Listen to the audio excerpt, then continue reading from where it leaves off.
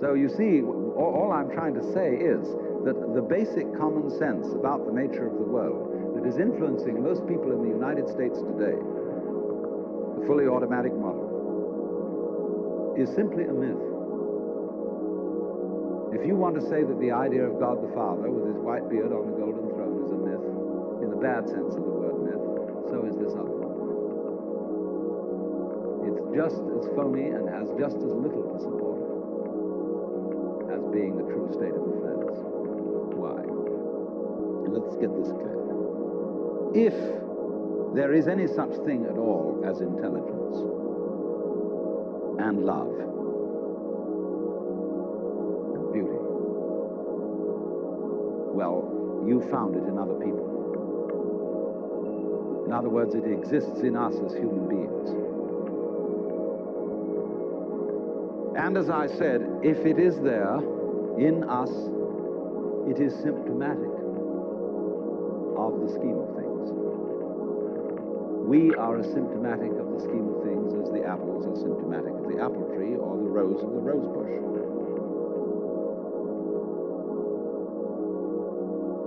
The earth is not a big rock infested with living organisms, any more than your skeleton is bones infested with cells.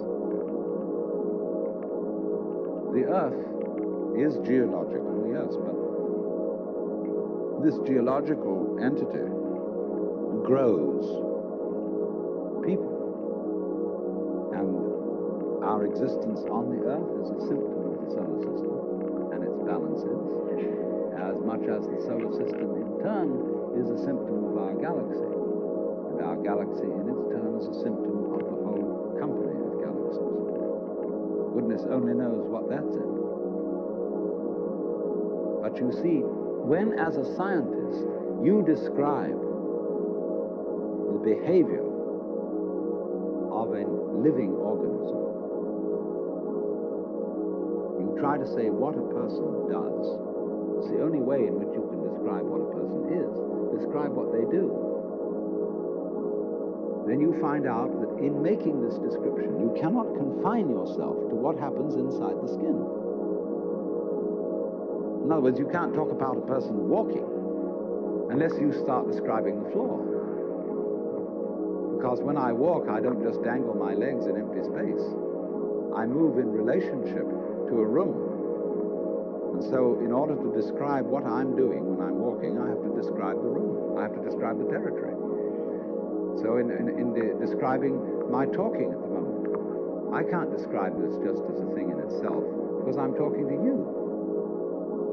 And so what I'm doing at the moment is not completely described unless your being here is described also.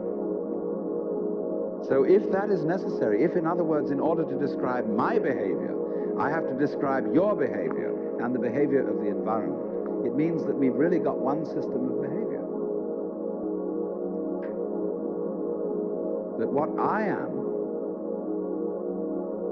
involves what you are.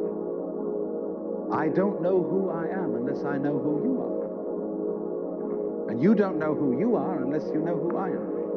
There was a wise rabbi once said, if I am I because you are you, and you are you because I am I, then I am not I and you are not you. In other words, we are not separate. We define each other. We're all backs and fronts to each other. You know, you can't, for example, have two sticks. You lean two sticks against each other and they stand up because they support each other. Take one away and the other falls. They interdepend. And so in exactly that way, we and our environment and all of us and each other are interdependent systems. We know who we are in terms of other people. We all love together.